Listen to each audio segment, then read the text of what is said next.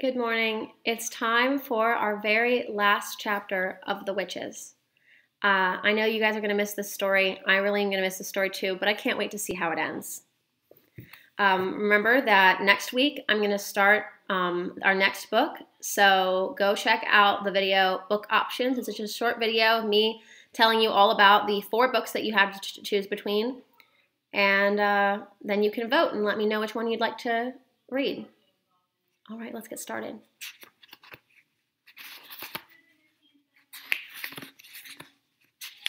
We are in chapter 22. It's Off to Work We Go.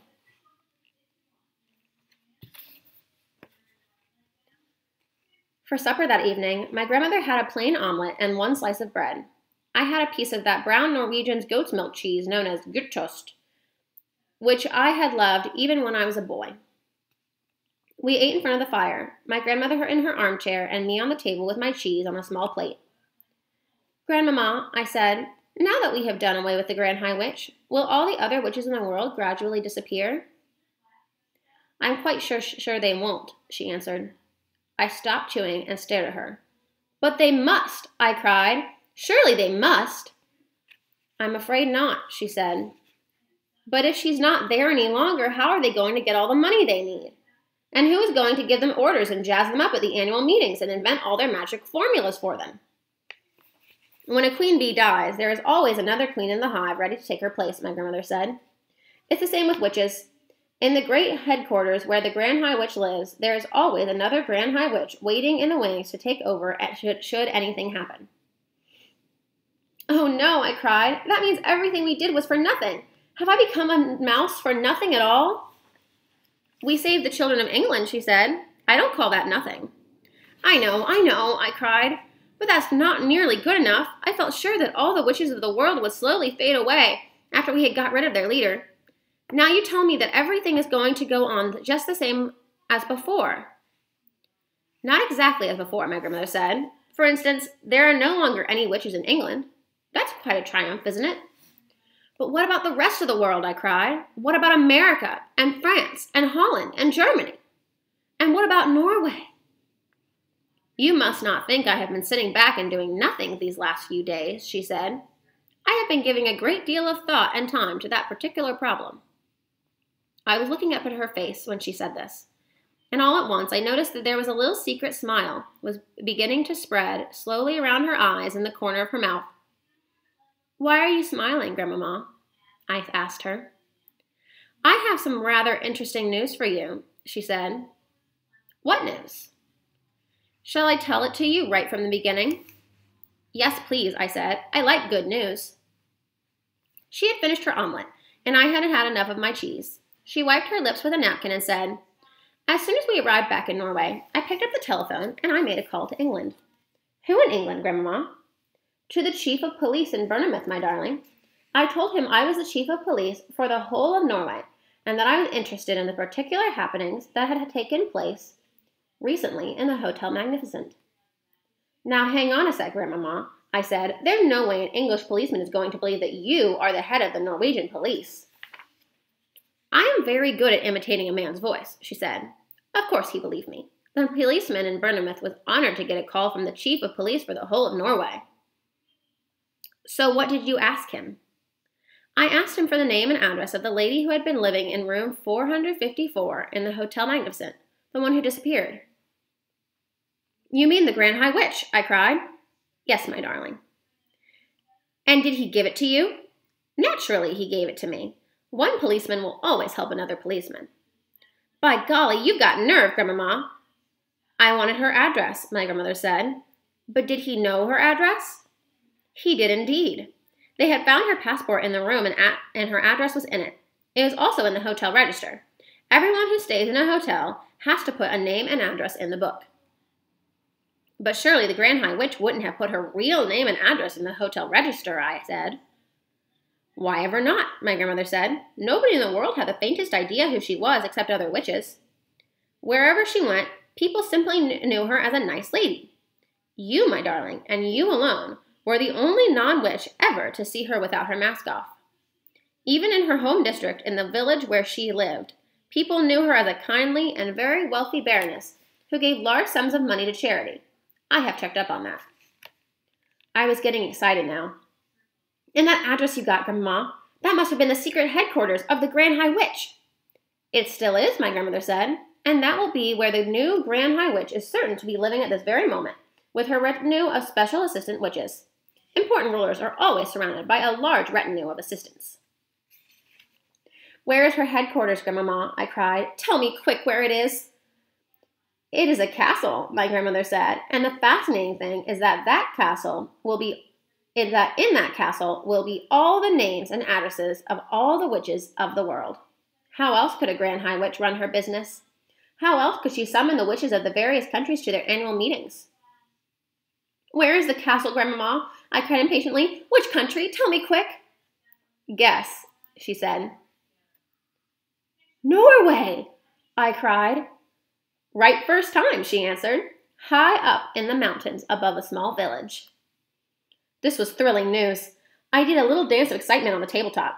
My grandmother was getting pretty worked up herself, and now she heaved herself out of her chair and began pacing up and down the room, thumping the carpet with her stick.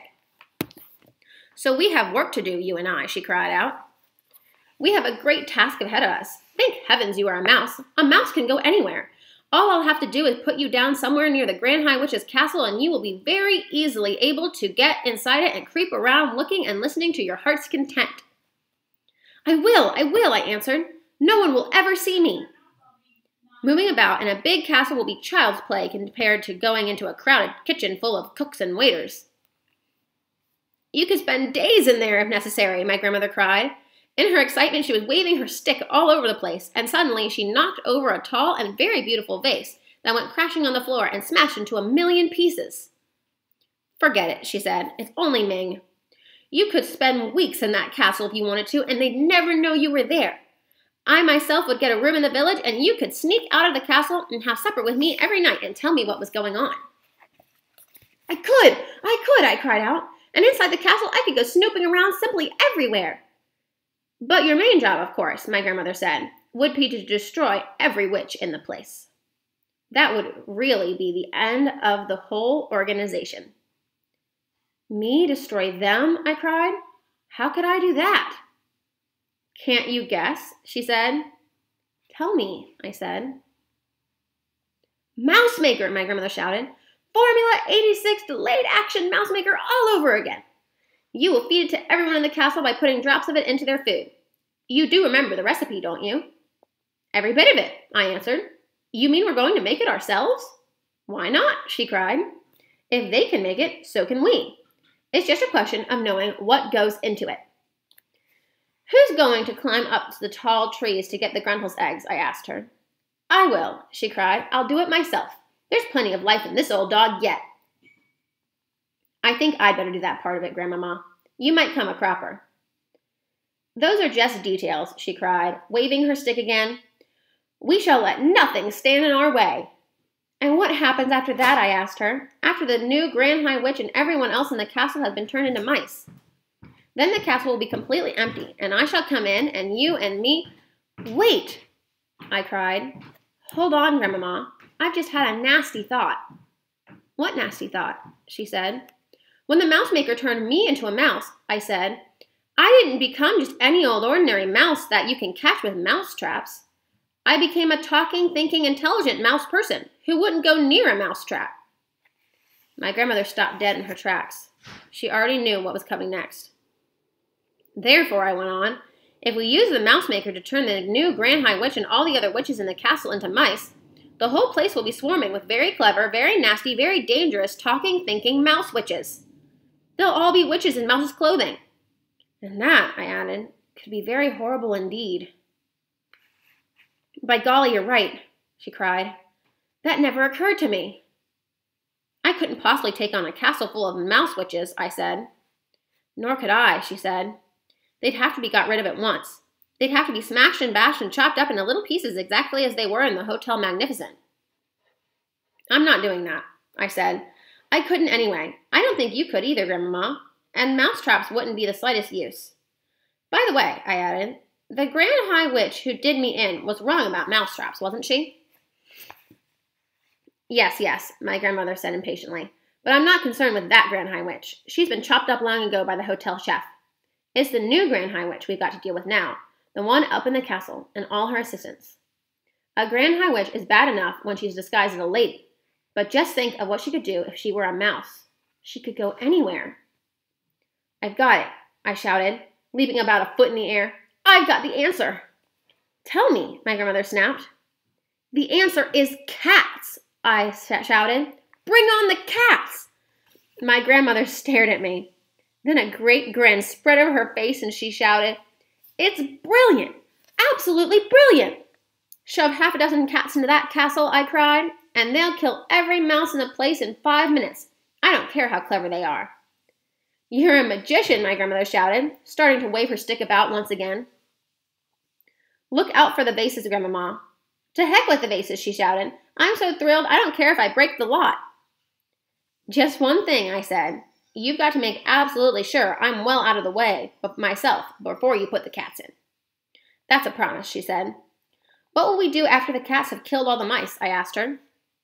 I'll take all the cats back to the village, and then you and I will have the castle completely to ourselves. And then, I said, then we shall go through the records and get the names and addresses of all the witches in the whole wide world. And after that, I said, quivering with excitement, after that, my darling, the greatest task of all will begin for you and me. We shall pack our bags and go traveling all over the world. In every country we visit, we shall seek out the houses where the witches are living. We shall find each house, one by one, and having found it, you will creep inside and leave your little drops of deadly mouse maker in the bread, or the cornflakes, or the rice pudding, or whatever food you see lying about. It will be a triumph, my darling, a colossal, unbeatable triumph. We shall do it entirely by ourselves, just you and me. That will be our work for the rest of our lives. My grandmother picked me up off the table and kissed me on the nose. Oh, my goodness me. We're going to be busy for these next few weeks and months and years, she cried. I think we are, I said. But what fun and excitement it's going to be. You can say that again, my grandmother cried, giving me another kiss. I can't wait to get started. There she is, getting all excited with her stick, and then also giving him a kiss on the nose. And that is the end of The Witches.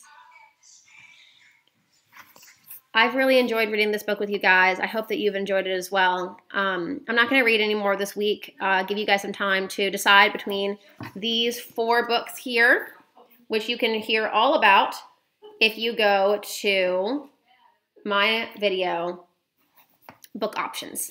And then in that video, in the description, is the link to a Google form for you to vote. All right, I can't wait to see what you guys pick out. I'm really excited to read any of those, so it's totally up to you. I'll see you later.